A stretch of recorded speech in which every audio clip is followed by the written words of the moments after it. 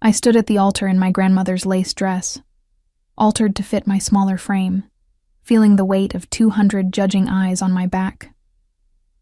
The church smelled of lilies and old wood, that particular scent of St. Michael's Cathedral that usually brought me comfort. Not today. Today, it smelled like my impending doom. "We need to pause the ceremony," Caroline Ashford announced, her voice cutting through the organ music like a knife through silk. She was my fiancé Robert's mother, a woman who wore her pearls like weapons, and her disdain for me like perfume. "Before my son makes the biggest mistake of his life." The organ stuttered to a stop. Father Michael looked confused, his wrinkled hand still holding the Bible open to the wedding verses. I felt Robert's hand slip from mine, and that small movement told me everything I needed to know. He wasn't going to defend me. He never had. "Mother, please," Robert said, but his voice lacked conviction. He stepped back, creating distance between us that felt like an ocean. Caroline walked down the aisle, her Chanel suit perfectly pressed, her blonde hair swept into that severe bun she always wore. Robert's sister Victoria followed, smirking, her bridesmaid dress swishing with each deliberate step. Then came his father, Thomas Ashford, whose construction empire had built half of Chicago's skyline. The holy trinity of my nightmare, assembled to destroy me on what should have been the happiest day of my life. "This woman," Caroline said, pointing at me like I was an exhibit in a courtroom, "has been lying to our family for 2 years. Grace Sullivan. Such a simple name. Almost too simple, don't you think?" My hands trembled. I clutched my bouquet of white roses so tightly that thorns pressed through my gloves, but the pain kept me grounded. I was a 28-year-old literature professor at Northwestern University. I had published papers on Homeric epics. I had a doctorate. I had dignity. But standing there in front of Chicago's elite, wearing a dress I'd saved for months to alter, I felt like nothing. "Grace teaches literature," Robert said weakly, as if that explained anything, defended anything. "Grace teaches literature at a public university," Victoria corrected, her voice dripping with condescension, "for a salary that barely covers her studio apartment in that questionable neighborhood. Tell me, Grace, what was the plan? Marry into money and never work another day in your life?" I opened my mouth, but no words came out. What could I say? That I loved Robert? That I thought he loved me? That I'd ignored every warning sign, every subtle insult, every time his family made me feel small because I believed love would be enough? "She grew up in foster care," Caroline announced to the assembled guests, her voice projecting to the back pews. "No family, no connections, no inheritance. She saw my son, saw the Ashford name, and decided to secure her future." Gasps rippled through the church. I saw my few friends from the university exchange horrified looks. My department chair, Professor Matthews, stood up as if to intervene, but his wife pulled him back down. Nobody was coming to save me. I was alone, as I'd always been alone. "That's not true," I finally whispered, but my voice was so small that only Robert heard me. He wouldn't meet my eyes. 2 years of acting," Caroline continued, pacing in front of the altar like a prosecutor delivering closing arguments. 2 years of playing the sweet, innocent girl, the bookish intellectual who just happened to stumble into our son's life. How convenient that you met at that charity gala where you were serving drinks. "I was invited as a speaker," I said, finding my voice. "I gave a lecture on Greek mythology and its influence on modern business metaphors. Your husband specifically requested me." Thomas Ashford stepped forward. "You were paid $200 for a 20-minute talk, hardly a speaking fee that suggests expertise. You saw an opportunity and took it." My vision blurred. I wouldn't cry. I wouldn't give them the satisfaction. But the tears came anyway, hot and humiliating, streaking down the makeup I'd carefully applied at 5 a.m. "Robert, please." I turned to him, desperate now. Tell them about us. About our life together." He looked at me finally, and what I saw in his eyes broke something fundamental inside me. Pity. Not love. Not even anger. Just pity. And beneath it, relief. Relief that his family had given him an excuse to do what he'd wanted to do all along. "Grace, maybe we should have waited," he said softly. "Maybe we rushed things." "Rushed things?" My voice cracked.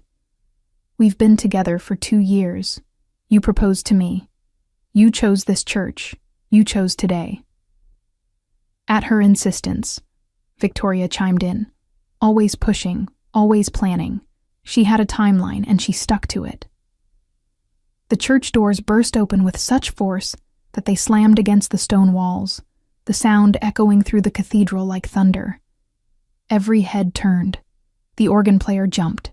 Father Michael dropped his Bible. A man walked in, and the temperature in the room seemed to drop 20 degrees. He was tall, over 6 feet, with dark hair that fell slightly across his forehead, despite obvious attempts to tame it.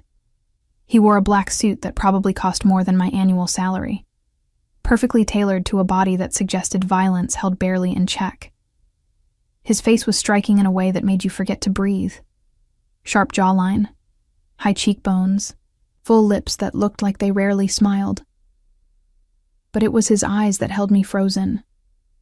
Dark, intense, burning with an emotion I couldn't name. He walked down the aisle with the confidence of a man who owned the world and knew it. Behind him came 4 other men, all in black suits, all radiating the kind of danger that made the society matrons clutch their pearls in actual fear instead of pretension. "Who are you?" Thomas Ashford demanded, his voice booming with practiced authority. "This is a private ceremony. Get out." The man ignored him completely. His eyes were locked on me, and I couldn't look away. I'd never seen him before in my life. I would have remembered. You don't forget a face like that, a presence like that. He stopped 3 feet from the altar, close enough that I could smell his cologne. Something dark and expensive, cedar and smoke. Close enough that I could see a small scar above his left eyebrow, a thin white line that only added to his dangerous beauty. "Grace Sullivan," he said, and his voice was like whiskey in midnight, smooth and dark and utterly compelling. "My apologies for the delay. Traffic in the city is murder this time of day." I stared at him, confused, terrified, and somehow relieved all at once. I don't know you." His lips curved into something that wasn't quite a smile. "Don't you? That's unfortunate, because I know everything about you. Your favorite coffee order, black with a single sugar, from that little shop on campus where the barista writes bad poetry on the cups. Your morning routine, you run at 6, always the same route through Millennium Park, even in winter. Your Thursday night ritual, Chinese takeout and grading papers while listening to recordings of ancient Greek being read aloud. The blood drained from my face. "How do you—" "The question isn't how I know," he interrupted gently. "The question is why you're standing at an altar with a man who just let his mother humiliate you in front of 200 witnesses instead of standing with me." "This is insane," Caroline sputtered. "Security! Someone call security!" The man turned to her, and whatever she saw in his face made her step back. "Mrs. Ashford, your construction company just secured a contract to renovate the Riverside development. Congratulations. Would be a shame if the permits were suddenly revoked due to unexpected complications." Thomas Ashford's face went red. "Are you threatening us?" "I'm stating facts." The man turned back to me, and his expression softened in a way that seemed impossible for someone so clearly dangerous. "Grace, you have a choice. You can stay here and finish this travesty of a ceremony, marry a man who won't defend you, and spend the rest of your life being treated like you're not good enough. Or you can leave with me. Why would she leave with you? Robert found his voice, finally showing some spine. She doesn't know you. This is kidnapping. It's only kidnapping if she doesn't want to come. Those dark eyes held mine. Do you want to come with me, Grace? I should have said no. I should have demanded answers. I should have called the police. Instead, I heard myself whisper, yes. He smiled then, really smiled, and it transformed his entire face. He looked younger, less dangerous, almost human. He took off his suit jacket and draped it around my shoulders. It smelled like him, and it was warm from his body. Then he scooped me up into his arms like I weighed nothing, holding me against his chest like I was something precious, something worth protecting. Wait, Caroline shrieked. You can't just... Everyone leave, he said, his voice cutting through her protests like a blade. Now! The 4 men behind him moved with practiced efficiency, herding the guests toward the doors. Nobody argued. Nobody fought. They just went, like sheep before wolves, and within 3 minutes the cathedral was empty except for Father Michael, who looked like he might faint. The riverside permits, Thomas Ashford called out desperately from the doorway. You can't... Already done. The man holding me didn't even turn around. Consider it a wedding gift, to myself. He carried me down the aisle, past the abandoned flowers, past the overturned programs, past the life I'd been trying to build. At the door, he paused and looked back at Robert, who stood frozen at the altar. If you ever come near her again, he said conversationally, I'll kill you. Not a threat, a promise. Then we were outside in the Chicago sunshine, and he was placing me gently into the back of a black Mercedes, sliding in beside me. The door closed with a solid final sound. Who are you? I asked again, my voice shaking. He took my hand, his fingers warm and sure around mine. Dominic Sterling, and you, Grace Sullivan, are now under my protection, whether you like it or not. The Mercedes glided through Chicago's streets like a shark through water, silent, powerful, inevitable. I sat rigidly in the leather seat, acutely aware of Dominic Sterling's presence beside me. He hadn't let go of my hand, his thumb tracing absent patterns on my palm that should have been threatening, but somehow felt grounding. Where are we going? I finally asked, finding my voice somewhere between State Street and the river. My home, unless you'd prefer somewhere else.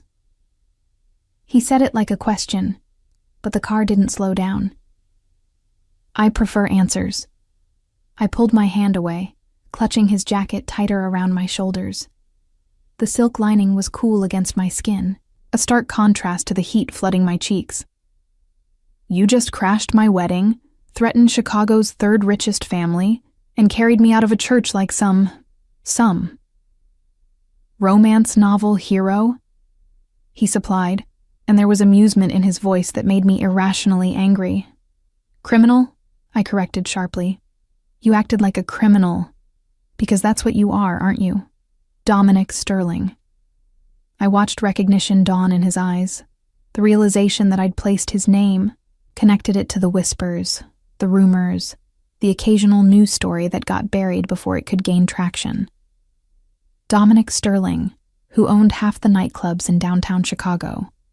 Dominic Sterling, whose name appeared in police reports that mysteriously vanished. Dominic Sterling, the man they called the King of the North Side, though never to his face. I prefer entrepreneur, he said mildly. I prefer not being kidnapped by the mob. It's not kidnapping if you agreed to come. And I'm not the mob. The mob is Italian. I'm Irish, Welsh, and disappointingly British on my mother's side. He shifted in his seat, turning to face me fully. And you're not scared of me, Grace. You're scared of what happened back there, of being humiliated, of your perfect life falling apart. My perfect life? I laughed, a harsh sound that surprised me. You clearly don't know anything about my life. I know that you work 60-hour weeks because you're terrified of being poor again.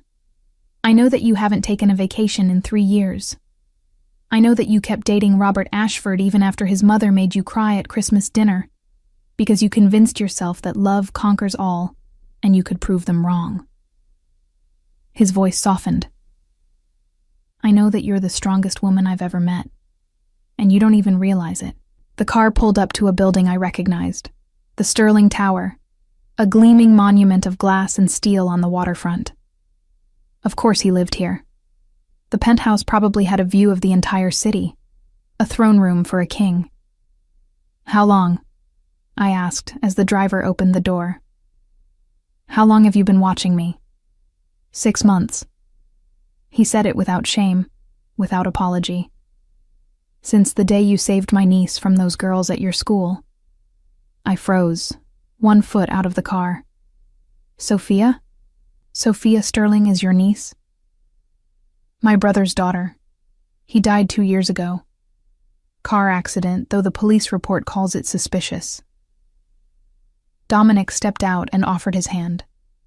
I ignored it, climbing out myself, my grandmother's wedding dress catching on the doorframe. He reached down and carefully freed the lace without comment. Sophia never mentioned you. Sophia doesn't know I exist. My brother wanted it that way. Wanted her away from the family business, away from this life. We entered the lobby, and the security guards straightened like soldiers before their general. But I watch over her anyway. It's what family does. The elevator ride to the penthouse took 45 seconds. I counted each one, trying to process everything. Sophia Sterling, brilliant, sensitive 14-year-old Sophia, who wrote the most insightful essays on the Odyssey I'd ever read from a student her age. 3 months ago, I'd found her crying in the hallway, surrounded by popular girls who were mocking her clothes, her scholarship status, her dead father. I'd sent the bullies to detention and stayed with Sophia for an hour, talking about Telemachus and the courage it takes to stand alone. She came home different that day, Dominic said quietly, as if reading my thoughts. Lighter. She told her aunt about you, about how you made her feel seen, how you said that the greatest heroes in literature were the ones who chose kindness when cruelty would have been easier. The elevator doors opened directly into his penthouse. Floor-to-ceiling windows revealed Chicago spread out like a kingdom below us. The space was masculine but not cold. Dark wood, leather furniture, bookshelves that surprised me.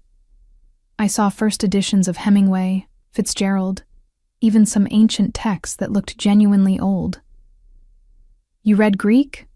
I walked to the shelf, forgetting for a moment that I was in a mobster's apartment in my wedding dress. I studied classics at Oxford, before I dropped out to take over the family business. He moved to a bar cart, poured 2 fingers of amber liquid into crystal glasses. My father believed that men who control empires should understand how empires fall. The Iliad was required reading in our house. He handed me a glass. I took it, but didn't drink, watching him over the rim. Why did you really bring me here, Dominic? Because I couldn't watch you marry him. He said it simply, directly, those dark eyes holding mine with an intensity that made my breath catch. I've spent 6 months trying to talk myself out of this obsession, telling myself you were just a good person who helped my niece, that my interest was gratitude, nothing more, that you had your own life, your own choices, and I had no right to interfere. But you interfered anyway. I interfered when I saw Robert Ashford's mother humiliate you in front of half of Chicago's elite, and I watched your fiancé do nothing. I interfered when I realized that you were about to sacrifice yourself on the altar of belonging, of finally having a family, of not being alone anymore. I interfered because someone needed to, and nobody else would. I set down the glass, my hand shaking. You don't know me. 6 months of surveillance doesn't mean you know me. You're right. He moved closer, and I could see gold flecks in his dark eyes. I know your patterns, your routines, your favorite books.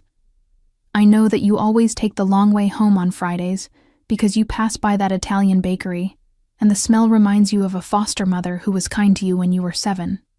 I know that you talk to yourself when you're grading papers, arguing with your students' logic. I know that you haven't been touched with genuine affection in so long that when Robert's mother criticized you at that Christmas dinner, you apologized to her. Stop. My voice cracked. I don't know how you take your tea, or what makes you laugh, or what you dream about when you're alone at night. I don't know if you prefer sunrise or sunset, or what songs make you cry. I don't know if you believe in God, or fate, or chaos. But I want to learn. I want to earn the right to know those things. By kidnapping me? By offering you a choice. He stepped back, giving me space. You can leave right now. I'll have my driver take you anywhere you want to go. Your apartment, a hotel, the airport if you want to leave Chicago entirely. I'll even give you a number where you can reach me if Robert or his family causes problems. And if I stay? If you stay, I'll give you the wedding that you deserved. Not the circus that was happening in that church, but something real. Something that protects you from ever being humiliated like that again. I stared at him. You want to actually marry me? A woman you've never had a conversation with until 20 minutes ago? I want to give you a choice that isn't between humiliation and loneliness. He pulled out his phone, showed me a screen. It was a legal document, already prepared, already notarized. A marriage contract. It's a business arrangement, Grace. You marry me, you get my name, my protection, and enough money that you'll never have to worry about security again. You continue teaching, living your life, pursuing your research. In return, I get companionship, someone who isn't afraid of me, someone who sees beyond the reputation. And love? I asked quietly. Isn't promised, but isn't forbidden either. He pocketed the phone. I've built an empire by betting on sure things, Grace. But this? You? This is the biggest gamble I've ever taken. Because I'm betting that 6 months from now, a year from now, you'll look at me and see something worth staying for. That this marriage of convenience becomes something real. I walked to the window, looked down at the city where I'd spent the last 5 years trying to build a life.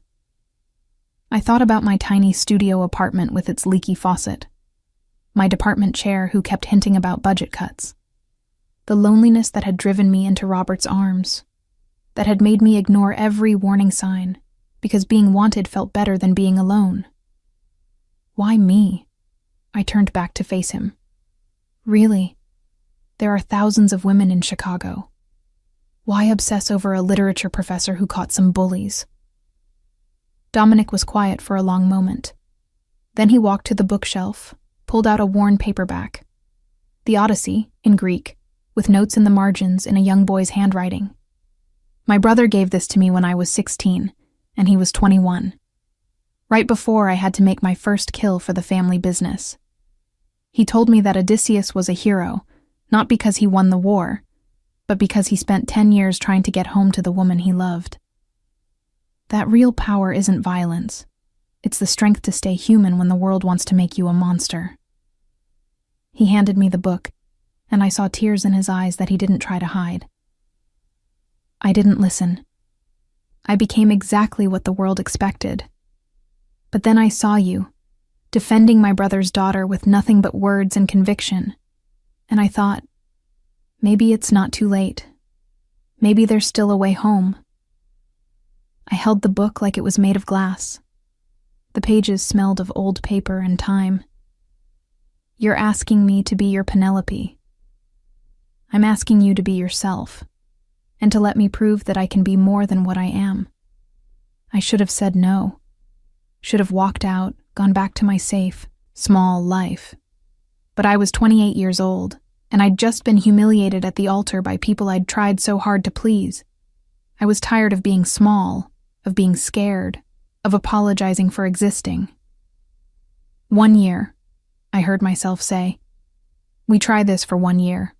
If it doesn't work, we get an annulment. No questions, no guilt. 1 year, Dominic agreed. And I want it in writing, about my career, my independence.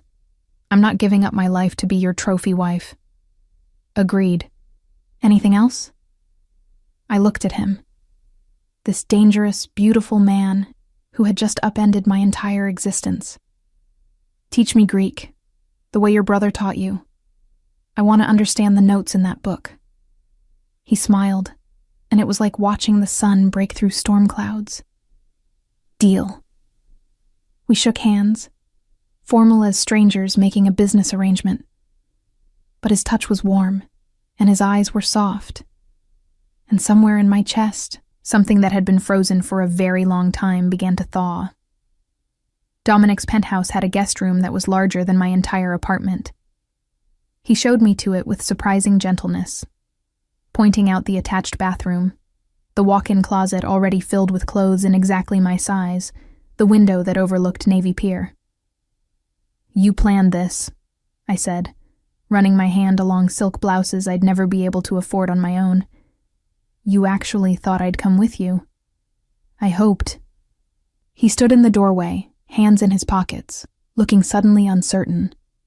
It was jarring, seeing vulnerability in a man who commanded rooms with his presence. But I prepared for rejection. There's a second bedroom at the other end of the hall. We don't have to share space until you're ready. If you're ever ready. I turned to face him, still wearing my grandmother's wedding dress, still feeling the phantom weight of humiliation from the church. What happens now? Now you rest. Tonight we'll talk about the logistics, the marriage license, the ceremony, how we handle the press. Tomorrow you decide if you want to go back to teaching this semester or take time to adjust. The day after that, we start learning to be married. He paused. And somewhere in between, I'll teach you Greek, and you'll teach me how to be human again. You're already human, Dominic. Am I? He smiled, but it didn't reach his eyes. I'll have dinner sent up in an hour, unless you prefer to be alone. Alone is what I've always been. Maybe it's time to try something different. He left me then, closing the door softly behind him. I stood in the middle of the luxury bedroom, surrounded by clothes and comfort I'd never earned, married and named to a man I'd met 2 hours ago, and I started to laugh. Hysterical, broken laughter that turned into sobs I'd been holding back since Caroline Ashford had called me a gold digger in front of everyone I knew. I cried for the woman who'd altered her grandmother's dress instead of buying a new one, for the girl who'd grown up in foster care learning that love was always conditional, for every time I'd made myself smaller, quieter, more palatable, hoping someone would finally think I was enough. When the tears finally stopped, I took off the wedding dress carefully, hanging it in the closet next to designer gowns I didn't know how to wear. I showered in a bathroom with heated floors and a shower head the size of a dinner plate. I put on yoga pants and a Northwestern sweatshirt from the clothes Dominic had somehow acquired, and I felt more like myself than I had in months. There was a knock on the door precisely an hour later. I opened it to find Dominic, now in casual clothes, dark jeans and a black t-shirt that revealed tattoos I hadn't noticed before. Celtic knots wrapped around his right forearm, disappearing under the sleeve. Dinner, he said, gesturing to the dining room where the table was set for 2. Nothing fancy. I wasn't sure what you liked, so I ordered from 6 different restaurants. He wasn't joking. The table looked like a buffet. Italian, Chinese, Thai, Mexican, a burger and fries, sushi. Enough food for a wedding reception, laid out on fine china. This is insane, I said, but I was smiling. This is what happens when a man who's used to hostile takeovers tries to plan a dinner date. He pulled out my chair. I may have overcompensated. We ate Thai curry and Italian breadsticks and argued about whether the Iliad glorified war or condemned it. He quoted passages in Greek, his pronunciation perfect, his memory extraordinary. I found myself relaxing, forgetting for moments at a time that I was having dinner with a criminal kingpin. "Tell me about your brother," I said when we were halfway through dessert, tiramisu from a restaurant I'd always wanted to try but couldn't afford. Dominic's expression shuddered. "That's heavy conversation for a first dinner." "We're married." We skipped the light conversation phase. He laughed, genuinely laughed, and the sound transformed him. "Fair point. Michael was. Everything I'm not. Kind, optimistic, believe the best in people. Our father groomed him to take over the legitimate businesses, while I handled the darker side. Michael hated what we did, what we were, but he understood it was necessary to keep the family safe. And then he died. Car accident. Official report says he lost control on a rainy night. Convenient, since he'd just testified in a closed-door federal investigation about police corruption. Dominic's jaw tightened. They made it look like an accident, but I know murder when I see it. I've arranged enough of them. I should have been horrified by that casual admission. Instead, I asked, "Did you get justice?" "I got revenge. Justice is for people who believe in the system. I am the system, in my corner of this city." He met my eyes. "Does that scare you? Knowing what I'm capable of?" "You want honesty?" I set down my fork. "Yes, it scares me. But you know what scares me more? Going back to that life where I apologized for existing, where I let people treat me like I was lucky to be tolerated. You might be dangerous, Dominic Sterling, but at least you're dangerous in my defense. Grace." He said my name like a prayer, like a curse. "Don't make me into your hero. I'm not a good man." The greatest heroes in literature were never good men. They were complicated men who chose to do good things. There's a difference. We moved to the living room after dinner, and he kept his promise. He brought out his brother's copy of the Odyssey and began to teach me, patiently explaining the nuances of ancient Greek, the poetry lost in translation. I sat next to him on the leather couch, our shoulders touching, and learned the language of Homer from the mouth of a mobster. This word here, he pointed to a phrase in Book 5, nostos. It's usually translated as homecoming, but it's deeper than that. It's the ache of returning, the bittersweet knowledge that you can never truly go back to what you left behind. "That's what you feel," I said softly. "Nostos for the person you could have been." He looked at me, and the vulnerability in his eyes was devastating. "How did you know?" "Because I feel it too.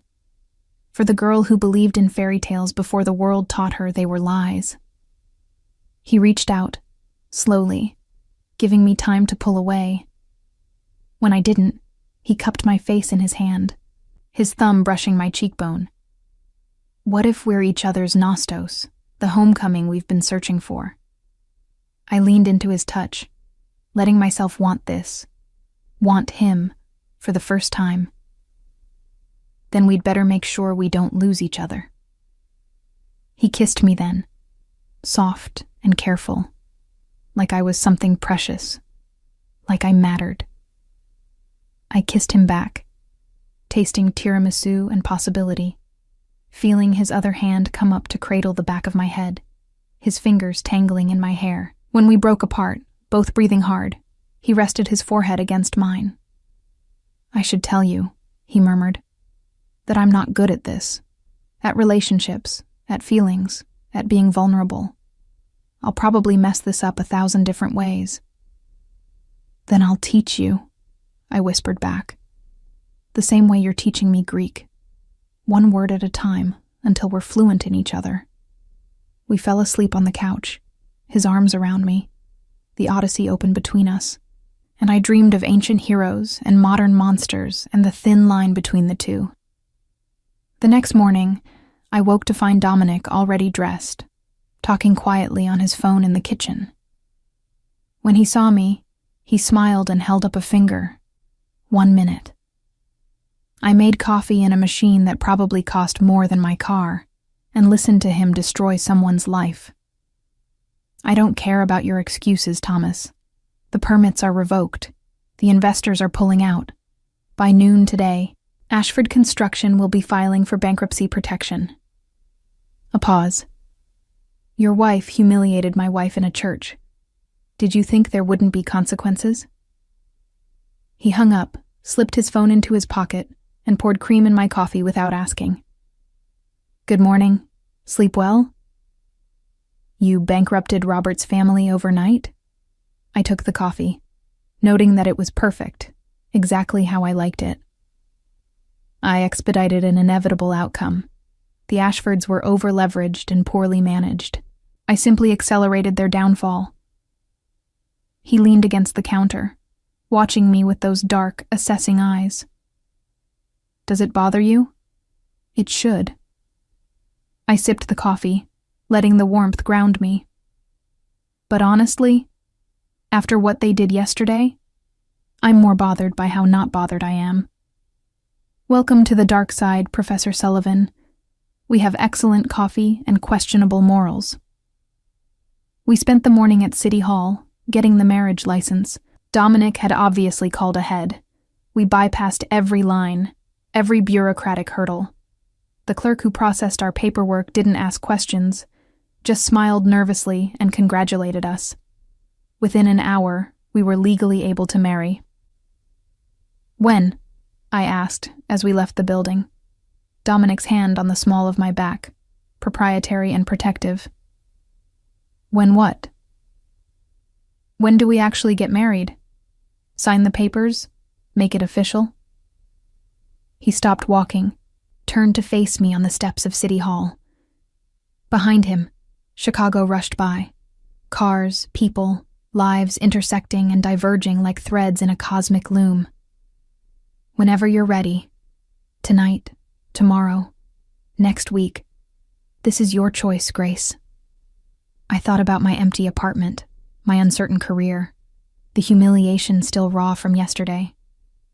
I thought about Dominic's penthouse, his books, the way he'd kissed me like I was the answer to a question he'd been asking his whole life.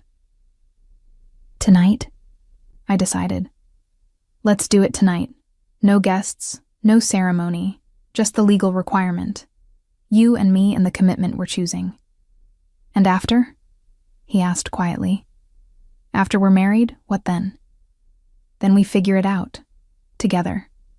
I took his hand, felt his fingers close around mine. I'm not naive, Dominic. I know this is crazy. I know the odds are against us. But for the first time in my life, I'm choosing something reckless and wild and possibly destructive. And I'm choosing it with my eyes wide open. I'll try to deserve this, he promised. To deserve you. Don't try to deserve me. Just try to know me. The rest will follow. We got married at midnight in a judge's private chambers, with 2 of Dominic's men as witnesses. I wore a simple white dress from the closet he'd filled. Elegant, understated. Nothing like the elaborate gown I'd worn to the church. He wore a dark suit and an expression of fierce concentration, like he was memorizing every moment. When the judge pronounced us married, Dominic kissed me like he was drowning and I was air, like I was the home he'd been sailing toward for 20 years, like Nostos made flesh. Grace Sterling, he whispered against my lips. How does that sound? Like a beginning, I whispered back. Like a chance. We drove back to the penthouse, our home now, in comfortable silence. At the door, he swept me up in his arms, carrying me over the threshold like the tradition demanded. You know, I said, arms around his neck. In the Odyssey, Penelope tests Odysseus when he finally comes home. She asks him to move their marriage bed, which she knows is impossible, because he built it from a living olive tree rooted in the ground. It's how she knows he's really her husband. He remembers the intimate details of their life together. What's your test, Grace? He set me down gently in the living room. How will you know I'm really yours? I looked at him, This dangerous, damaged man who'd crashed my wedding and bankrupted my enemies and taught me Greek by candlelight. When you trust me enough to show me your worst parts and believe I'll stay anyway, that's when I'll know. He pulled me close, buried his face in my hair. What if my worst parts are too dark? What if you run? Then you chase me, I said simply. And you keep chasing until I stop running. That's what heroes do. Dominic. They don't give up on their homecoming. We spent our wedding night talking until dawn, curled together on the couch, learning each other's histories. He told me about his first kill at 16, the nightmares that still haunted him, the weight of being the monster that kept other monsters at bay. I told him about foster homes and hunger and learning to make myself invisible, about the desperate need to belong that had driven me into Robert's arms. "I'm glad I found you," he said as the sun rose over Lake Michigan, "even if I had to steal you from a church to do it." "I'm glad you stole me," I admitted. "Turns out I've been waiting my whole life for someone to think I was worth taking." The reality of being Mrs. Dominic Sterling hit me on Monday morning when I returned to Northwestern to teach my Greek mythology seminar.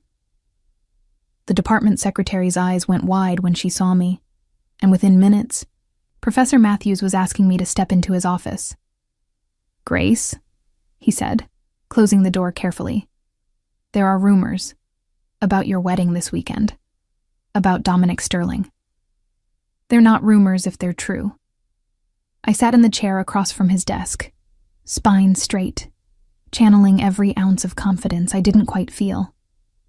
"I married him Saturday night." Matthews ran a hand through his thinning hair.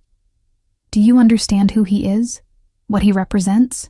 The university has a reputation to maintain." "The university," I said carefully, "accepts generous donations from the Sterling Foundation every year. Donations that fund 3 scholarships and the Classical Studies Archive, unless those ethics suddenly bother you." He had the grace to look uncomfortable. "That's different. Is it? Or is it only different because now the connection is visible?" I leaned forward. "I'm the same teacher I was last Friday, Professor Matthews. My qualifications haven't changed. My dedication to my students hasn't changed. The only thing that's changed is my last name. And your safety. Grace, these are dangerous people. These are my people now." I stood, gathering my bag. "I'll understand if the university wants to review my position, but I won't apologize for my marriage, and I won't live in shame for choosing something unexpected." I walked out before he could respond, my heart pounding, and nearly collided with Sophia Sterling in the hallway. She looked up at me with wide eyes, clutching her copy of The Odyssey. "Miss Sullivan, Mrs. Sterling, She flushed. "I heard about you and my Uncle Dominic. Sophia." I glanced around the empty hallway, then gestured to an alcove by the water fountain. "I want you to know that my relationship with Dominic has nothing to do with our student-teacher relationship. You earned every grade in my class on merit. I know that." She looked down at her shoes. I wanted to say thank you. My uncle has been different since he met you. Lighter. He smiles sometimes. I didn't even know he could smile." My throat tightened. "He's mentioned you. He's very proud of you. He's not supposed to be part of my life. My dad wanted me away from all that." She met my eyes, and I saw Dominic in her face. The same intensity, the same old soul in a young body. "But I'm glad he found you. Maybe you can be the bridge between the family he is and the man he wants to be."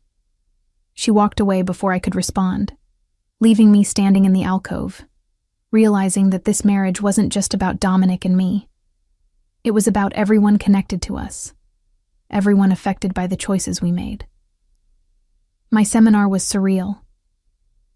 Students who'd never spoken up suddenly had questions about Greek marriage customs, about Penelope's agency in the Odyssey, about whether love could exist in arrangements of convenience. I answered each question professionally, aware that every word would be dissected later in the student union. Professor Sterling, one student, Marcus Chen, brilliant and insufferably confident, asked at the end, "Do you think Penelope really loved Odysseus? Or was she just trapped by circumstance?" "I think," I said carefully, "that love isn't always about grand gestures or immediate passion. Sometimes love is choosing to stay when leaving would be easier. It's building trust day by day. It's seeing someone's flaws and deciding they're worth the complication." I met his eyes. Penelope could have remarried. She had dozens of suitors. But she chose to wait, to hope, to believe that her husband would find his way home. That's not weakness. That's strength. After class, I found a gift on my desk. A first edition of Edith Hamilton's Mythology, the pages pristine, worth more than my semester salary. The card read simply, "For your office. You'll need better books now that you're a Sterling. D." I pressed the card to my chest and allowed myself a moment of pure joy. That evening I came home, and when had I started thinking of Dominic's penthouse as home? To find him in the kitchen, attempting to cook. The result was ambitious. Smoke detector going off, pasta boiling over, some kind of sauce that looked more like crime scene evidence than marinara. "What are you doing?" I asked, torn between laughter and horror. "Trying to make dinner." He turned off the stove, looking adorably frustrated. "I've negotiated with foreign diplomats, orchestrated hostile takeovers, and eliminated threats across 3 states. But apparently, I can't boil pasta without causing a disaster." I moved to the stove, assessed the damage. "When's the last time you cooked for yourself?" "Define cooked." He leaned against the counter, watching me salvage what I could. "I can order from 5-star restaurants. Does that count?" "No." I dumped the pasta, started fresh water. "Cooking is intimate. It's caring for someone by feeding them. It's worth learning." "Then teach me." He came up behind me, his hands settling on my hips, his chin resting on my shoulder. "Teach me how to care for you properly." We cooked together, his hands over mine as I showed him how to test pasta for doneness, how to season sauce by taste rather than measurement. He was a quick study, intense and focused, asking questions like cooking was a language he needed to master. "Why is this important to you?" he asked as we sat down to eat pasta that was actually edible. Teaching me domestic things. "Because your whole life is about power and control and managing threats. But a marriage can't survive on that. We need ordinary moments, shared rituals, the intimacy of everyday life."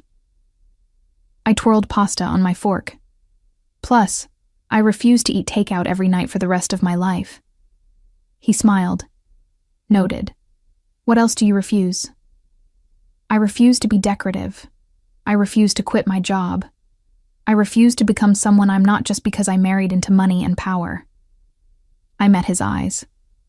"What do you refuse?" "I refuse to let you get hurt because of me. I refuse to hide who I am, but I'll shield you from the worst of it. I refuse to become my father, who loved his empire more than his family."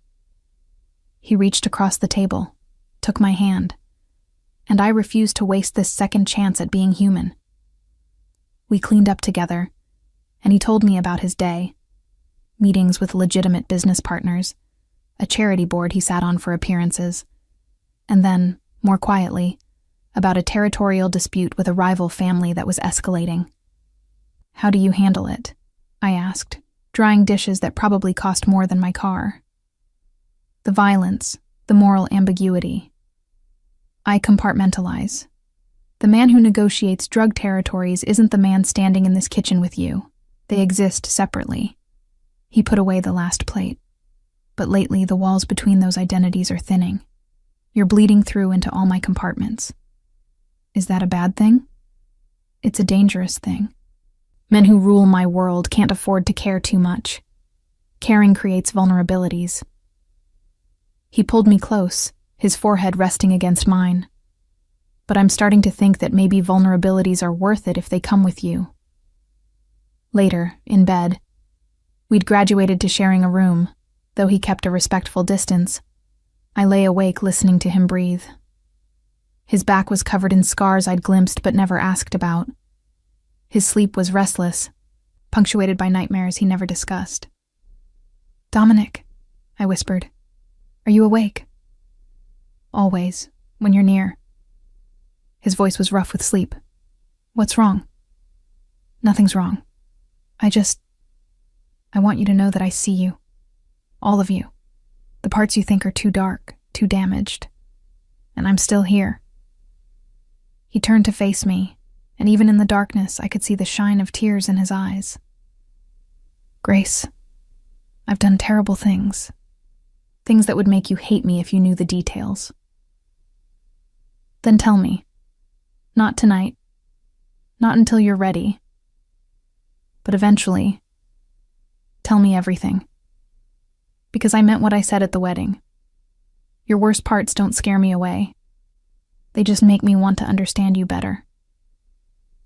He pulled me against his chest, holding me like I was his anchor in a storm. "You're too good for this life.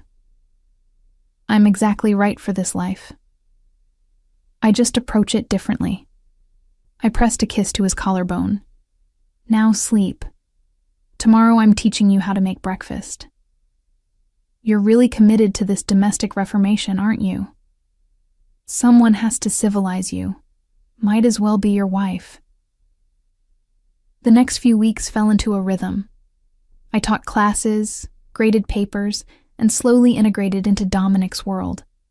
I met his legitimate business partners at charity galas, where I wore designer gowns and smiled for cameras. I learned to navigate society wives who were fascinated and horrified by me in equal measure. I became visible in a way I'd never been before, both thrilling and terrifying. But the real integration happened in private moments. Teaching him to cook Sunday breakfast, reading Greek together in the evenings, learning the scars on his body and the stories they told.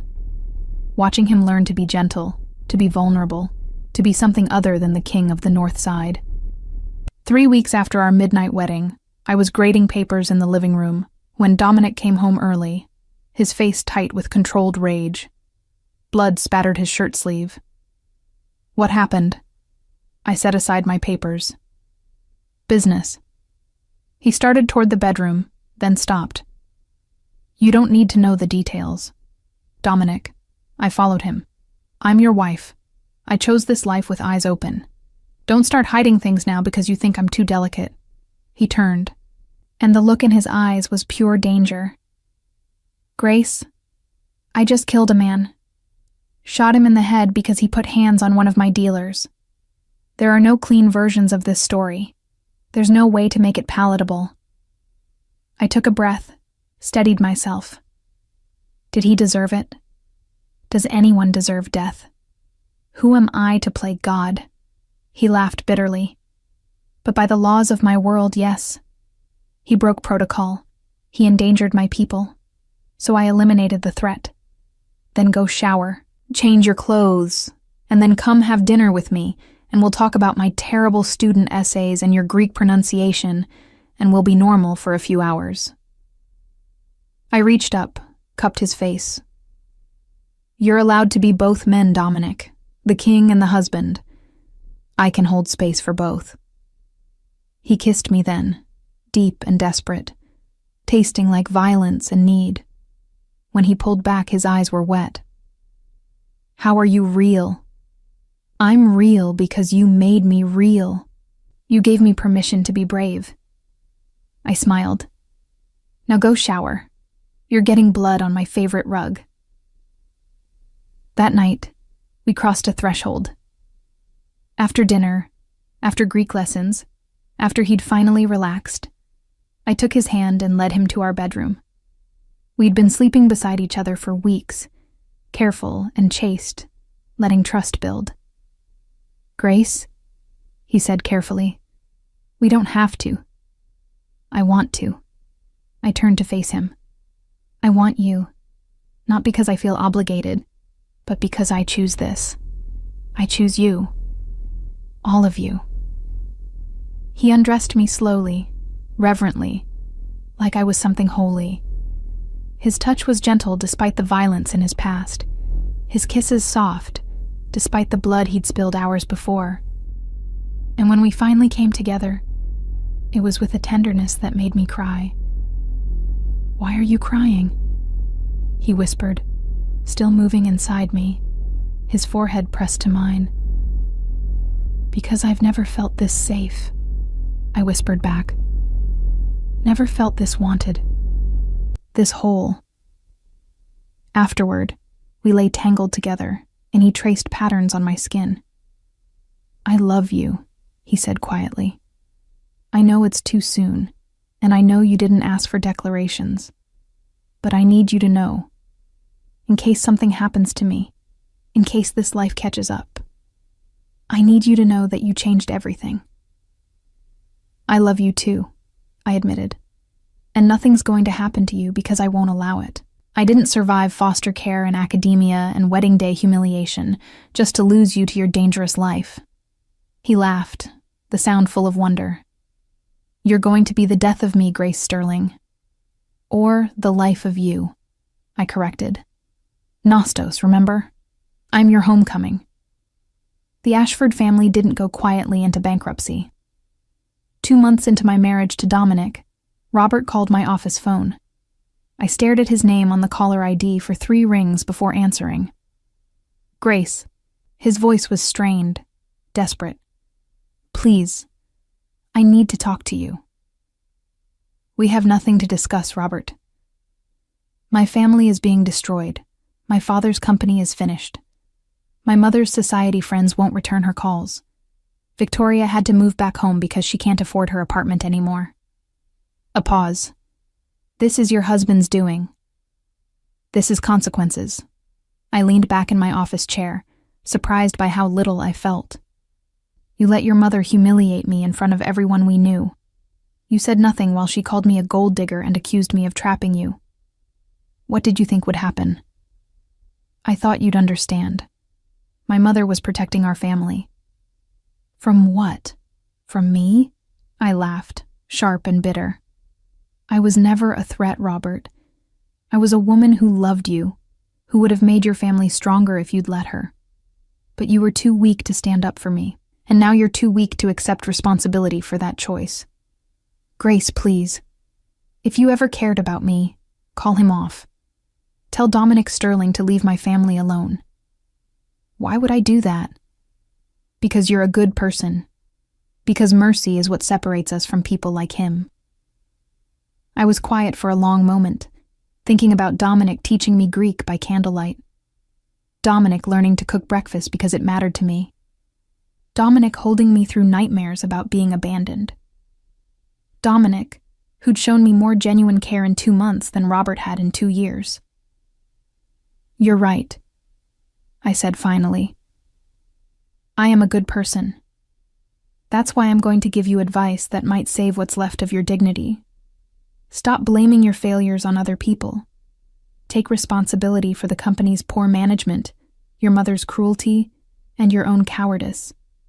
Rebuild your life without scapegoats. And never, ever contact me again." I hung up while he was still talking. That evening, I told Dominic about the call.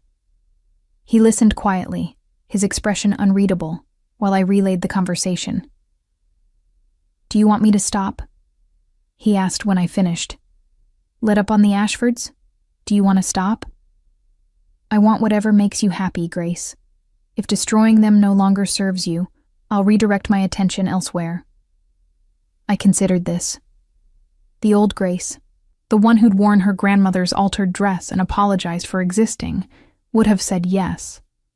Would have chosen mercy, chosen to be the bigger person, chosen to prove she wasn't vindictive.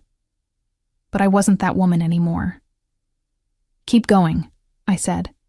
"Not out of cruelty, but out of justice. They need to understand that actions have consequences, that you can't treat people as disposable without eventually paying a price." Dominic pulled me into his lap, his arms secure around my waist. "You're becoming ruthless, Mrs. Sterling. Should I be concerned? You should be proud. You married a literature professor and got a queen in the making." I kissed him softly. "Besides, you've been teaching me Greek. Consider this my education in your other native language. Power." "Careful," he murmured against my lips. "I might fall even more in love with you. Too late for warnings. You're already in over your head." The real confrontation came a week later, when Caroline Ashford showed up at Northwestern. She waited outside my seminar, dressed impeccably despite her family's financial collapse, her face a mask of controlled fury. "You," she said when my students had filed out, when it was just us in the hallway. "You did this." "I did nothing. I simply married someone who values me more than you ever did." "You married a criminal, a thug who threatens legitimate businessmen and destroys families for sport." I closed my classroom door, turned to face her fully. "Dominic Sterling is many things, Mrs. Ashford, but he's never made me feel small. He's never humiliated me in public. He's never stood by while someone I loved was attacked." I stepped closer. "You want to know the difference between your family and him? He's honest about what he is. You hide behind respectability and social status while being just as cruel, just as destructive. At least he owns his darkness." "We would have accepted you eventually," Caroline said, and for the first time, I heard desperation in her voice. "If you'd been patient, if you'd proved yourself, I shouldn't have had to prove myself. I should have been welcomed because your son loved me, because I was kind and educated, and would have been loyal to your family." My voice cracked, surprising us both. "But you couldn't see past my lack of pedigree. You couldn't imagine that I might have value beyond my bank account or family connections. So you destroyed something that could have been beautiful, and now you're paying the price." "Please," Caroline whispered. "My husband is talking about suicide. Victoria is having panic attacks. Robert hasn't left his apartment in days. We've lost everything." I felt something twist in my chest. Not quite sympathy, but recognition of shared humanity. "Then rebuild. You're educated, connected, capable. Build something new that isn't based on looking down on others. Learn humility. Discover empathy. Become better people than you were." "And your husband? Will he allow us to rebuild?" "That depends on whether you've learned your lesson, whether you understand that cruelty has consequences." I gathered my bag, prepared to leave. "Stay away from me, Mrs. Ashford. Stay away from my husband. Focus on salvaging what you can of your family, and pray that Dominic decides you've suffered enough." I walked past her, down the hallway, out into Chicago's autumn sunshine. My hands were shaking, adrenaline flooding my system. I called Dominic from the parking lot. "Caroline Ashford was here," I said when he answered. "At the university." "What?" His voice went cold, dangerous. "Did she threaten you?" "No," she begged. "Asked me to call you off." I leaned against my car, suddenly exhausted. "Dominic, I think they've learned their lesson. I think maybe it's enough." Silence on the other end, then quietly, "Are you sure? Because I can keep going. I can make sure they never forget what they did to you." "I'm sure. Not because I forgive them, but because continuing feels like we're letting them control us. They don't deserve that power anymore." "Then it's done. As of today, the Ashfords get to start rebuilding. They'll never be what they were, but they won't be destroyed completely." A pause. "You're too merciful, Grace. And you're too protective. Together, maybe we balance out." That night, Dominic took me to dinner at an exclusive restaurant where the maitre d' knew him by name, and fear flickered in people's eyes when they recognized him. We sat in a private room overlooking the river, and he held my hand across the table. "Thank you," he said quietly, "for calling off the war, for knowing when enough is enough. I would have kept going forever if you hadn't stopped me. That's what partners do. They balance each other. Your darkness and my light, your vengeance and my mercy." I smiled. "Plus, I have better uses for your time than destroying the Ashfords, like teaching me more Greek and learning to make lasagna. Always with the cooking lessons." But he was smiling. "What happened to the woman who showed up at my door 2 months ago in a wedding dress, terrified and desperate? She learned that sometimes being saved isn't about being weak. Sometimes it's about being brave enough to accept help, to take the hand being offered and trust where it leads." I squeezed his fingers. "You saved me that day, Dominic. Not from Robert or his family, but from a life of making myself smaller, from apologizing for existing. You gave me permission to be powerful." "You gave yourself permission. I just provided the opportunity." We were finishing dessert when one of Dominic's men appeared in the doorway, his face grave. Dominic's expression shifted instantly, from tender husband to dangerous kingpin. "Problem?" he asked quietly. "The Moretti family. They've made a move on the north side. 3 of our dealers are missing." Dominic's jaw tightened. "When?" "Within the last 2 hours." I watched my husband transform. His eyes went cold, his posture shifted, his entire energy changed from protective to predatory. This was the man who ruled Chicago's underworld, and seeing him like this should have terrified me. Instead, I felt a strange sense of pride. "Go," I said, standing. "Do what you need to do. I'll get a car home." "Grace, I'm not naive about what you do, Dominic. I'm not going to fall apart every time your work intrudes on dinner. Go handle your business. Come home safe." I kissed him, hard and possessive. "And remember that you have someone waiting who loves you. Don't take unnecessary risks." He cupped my face, his thumb brushing my cheekbone. "How did I get so lucky?" "You crashed a wedding and stole a bride. That takes a special kind of audacity." I smiled. "Now go. Your empire awaits." I watched him leave, flanked by his men, moving with lethal grace. Then I called for a car and went home to our penthouse, to the life we were building together. He came home at 3 a.m, bloody and exhausted. I was awake, reading the Odyssey in the original Greek, practicing the pronunciations he'd taught me. When I heard the door, I set down the book and went to him. "How bad?" I asked, helping him out of his jacket.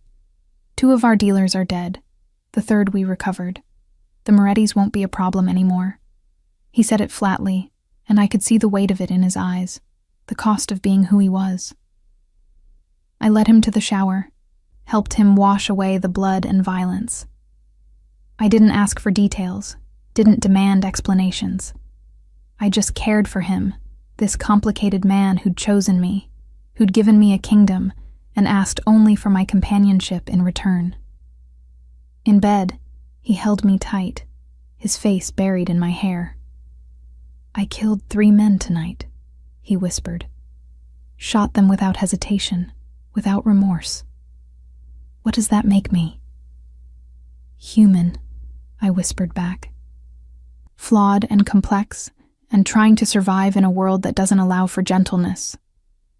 You're not defined by your worst moments, Dominic. You're defined by what you do after them, by who you choose to be when you come home." "And who am I when I come home?" "Mine," I said simply. "You're mine, and I'm yours, and nothing that happens out there changes what we are in here."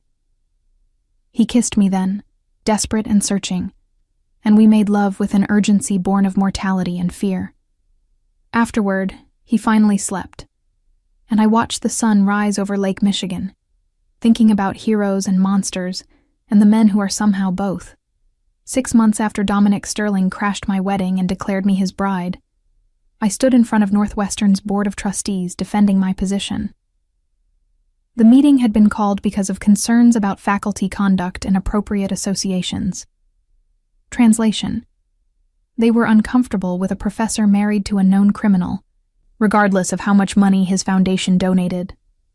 Dr. Sterling, the board chair, a severe woman named Patricia Hendricks, said with barely concealed disdain, "Your academic record is exemplary.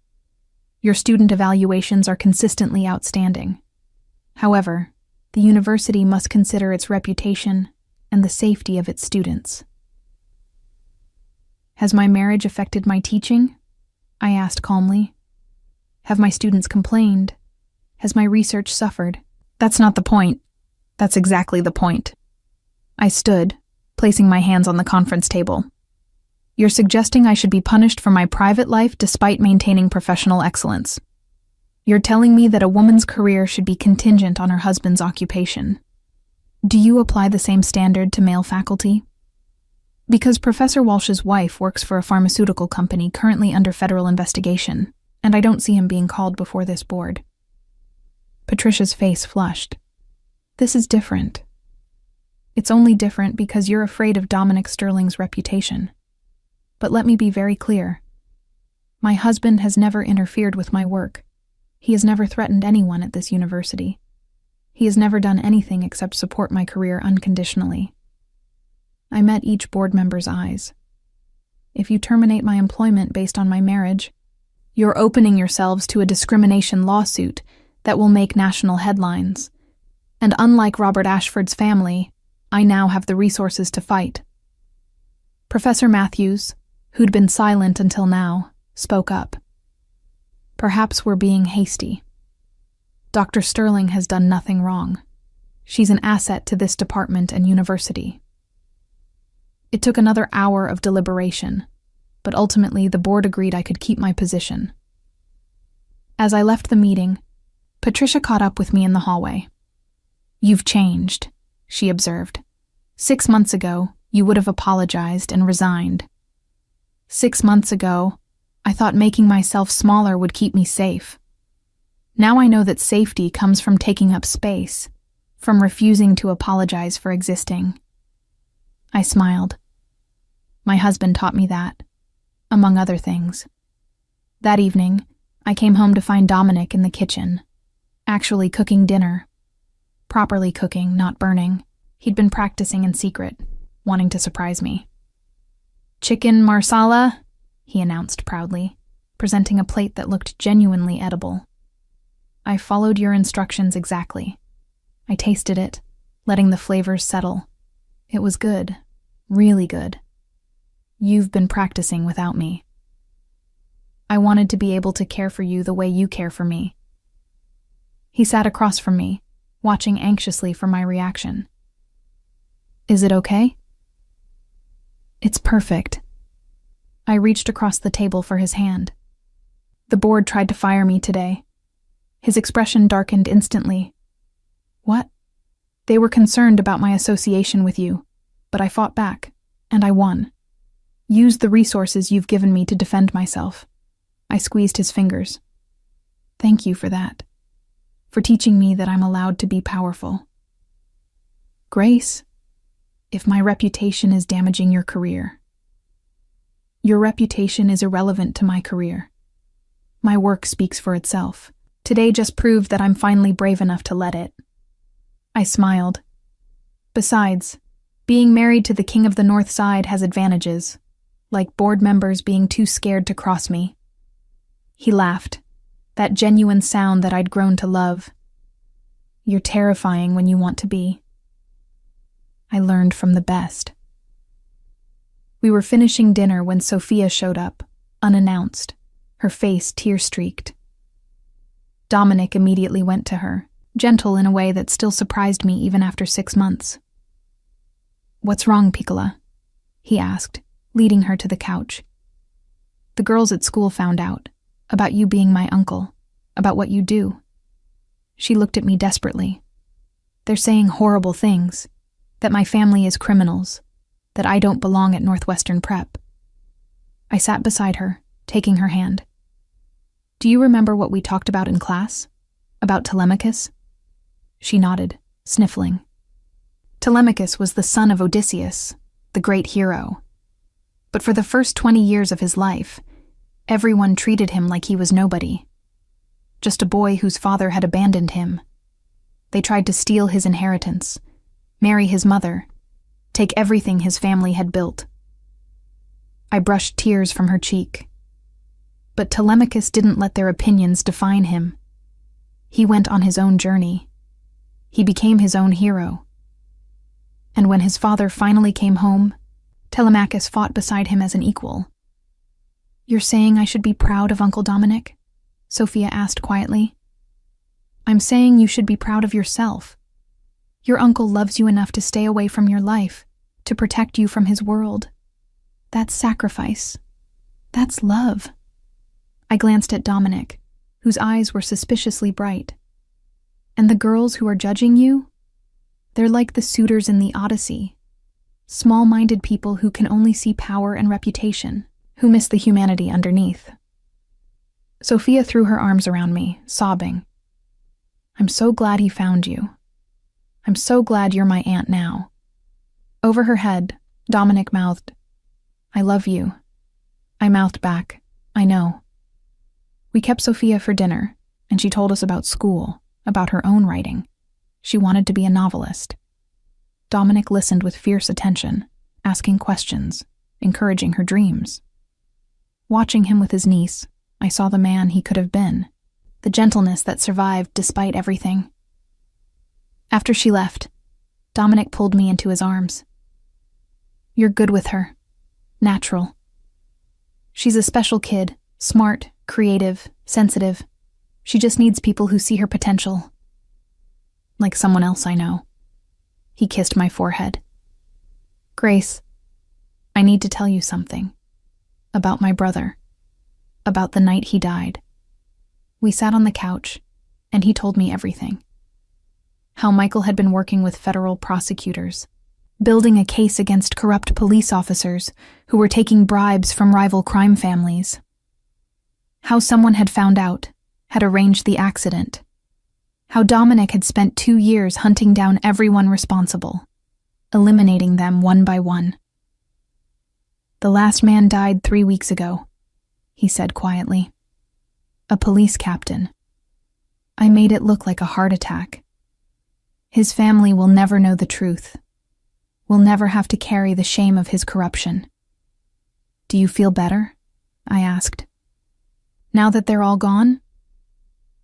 No, Michael is still dead. Sophia still grew up without her father. Justice doesn't bring back what we've lost. He looked at me with hollow eyes. All it does is make sure the scales balance. I held him while he cried for the first time since I'd known him. Held him while he grieved the brother he'd lost, the innocence that had died with him, the weight of being the last sterling carrying the family's dark legacy. I want out, he whispered against my shoulder. Not completely. I can never be completely out. But I want to transition the legitimate businesses, phase out the illegal operations. I want to be someone Sophia can be proud of. Someone you don't have to defend to university boards. I'll defend you anywhere, Dominic. Boardrooms, courtrooms, the streets of Chicago, wherever you need me. I pulled back to look at him. But if you want to change, I'll support that too. We'll figure it out together. Over the next 3 months, Dominic began the complex process of reorganizing his empire. He brought in legitimate business managers, started divesting from illegal operations, increased his charitable work. It was slow, dangerous work, the kind that made enemies in both legal and criminal worlds. There were threats, attempts at intimidation. One terrifying week where someone left a dead rat on my office doorstep with a note. Tell your husband to stop, or you're next. Dominic wanted to lock me away, surround me with security. Instead, I hired one bodyguard, continued teaching, and refused to live in fear. If I hide, I told him firmly, they win. If I change my life because of threats, then we're giving them power over us. I won't do that. Grace, if something happens to you, then you'll grieve and you'll heal, and you'll remember that I chose this life freely, that I walked into it with eyes open and no regrets. I cupped his face. Stop trying to protect me from consequences I've already accepted. Let me be brave on my own terms. The breaking point came on our first anniversary. Dominic had planned an elaborate dinner at the restaurant where we'd had our first meal as a married couple. I wore a dress he'd bought me, emerald green, elegant, expensive. He wore a suit that made him look dangerous and sophisticated in mine. We were in the car when the shooting started. Bullets shattered the rear window, and suddenly Dominic was on top of me, shielding me with his body. The driver accelerated, swerving through traffic while more shots rang out. I felt Dominic flinch, felt warm blood seeping through his shirt onto my dress. "Dominic!" I screamed. "I'm fine. Stay down." The car screeched to a stop at a hospital emergency entrance. Dominic's men materialized from nowhere, creating a protective circle while we got him inside. The bullet had grazed his shoulder, painful but not life-threatening. While doctors cleaned and bandaged the wound, I sat in the waiting room, my emerald dress ruined with my husband's blood, and I made a decision. When they finally let me see him, I walked into his room with my spine straight and my resolve firm. "This ends now," I said without preamble. "Not your businesses, not your transition. This war, this constant threat, this life where we can't have dinner without risking death." "Grace." "I'm not finished." I moved to his bedside. "You want it out. You've been working toward out. But you're trying to do it slowly, carefully, diplomatically. Meanwhile, we're being shot at on our anniversary. So here's what's going to happen. You're going to call a meeting with every family, every power player, everyone who matters in your world. And you're going to tell them that Dominic Sterling is retiring from the game, that you're keeping your legitimate businesses and selling everything else to the highest bidder. No favorites, no grudges, clean break." It's not that simple. It is that simple. The complexity is fear. Fear that someone will see it as weakness, that someone will strike while you're transitioning. But you know what? Let them strike. Let them come for you. Because you're Dominic Sterling, and even in retirement, you're more dangerous than they'll ever be. I took his hand, careful of his injured shoulder. And because you're not alone anymore, you have me. You have Sophia. You have a life worth protecting that doesn't involve gun battles and blood feuds. He stared at me, and I saw something shift in his expression. "You're serious. Completely. Call the meeting. End this chapter. Start the next one." I smiled.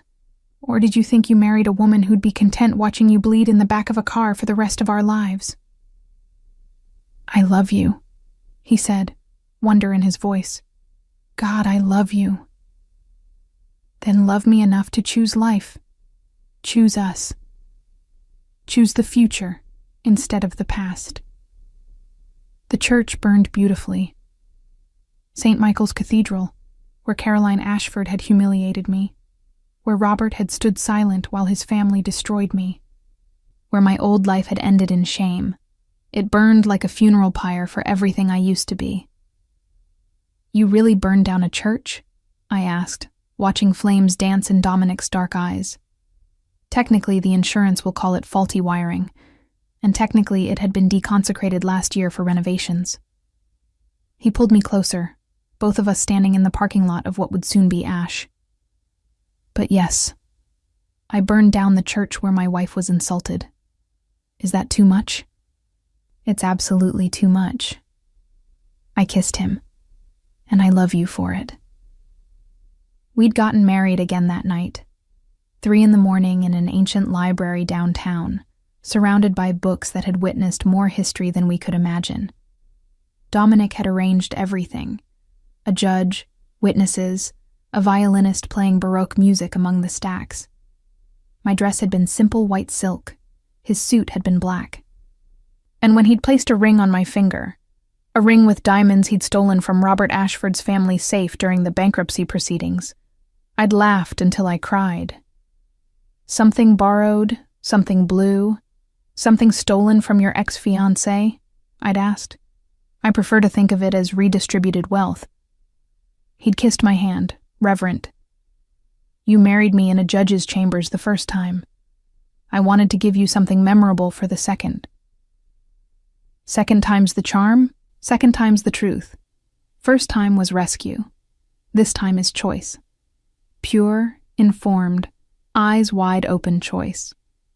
Now, a week later, we stood watching the church burn, and I thought about the year behind us. The Ashfords were rebuilding their lives, humbled but not destroyed. Dominic had successfully transitioned most of his empire, keeping only the legitimate businesses and a few strategic alliances for protection.